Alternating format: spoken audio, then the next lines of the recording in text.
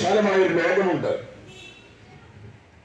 അപ്പോൾ മറ്റേ കുട്ടി തർപ്പിച്ചു പറഞ്ഞില്ല, അങ്ങനെ ഒരു ലോകമൊന്നുമില്ല, ഈ ഇരുട്ടറകൾ നമ്മൾ അവസാനിക്കും. ഇതുപോലെ മനുഷ്യൻ ഈ കൊച്ചു ഭൂമിയിൽ കിടന്നുകൊണ്ട് പരസ്പരം തർക്കിക്കുകയാണ്.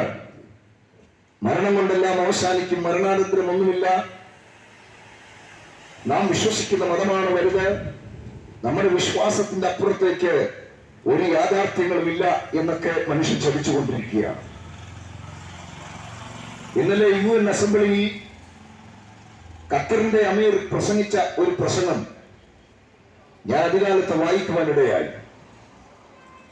ആ പ്രസംഗത്തിൽ അദ്ദേഹം പറഞ്ഞ ഒരു വാചകം, മതമാർക്കും ആഹാരം നൽകുന്നില്ല, മതമാർക്കും ഭവനം നൽകുന്നില്ല, മതമാർക്കും സ്വസ്ഥത നൽകുന്നില്ല, മതമാർക്കും പ്രത്യാശ നൽകുന്നില്ല, മതമാർക്കും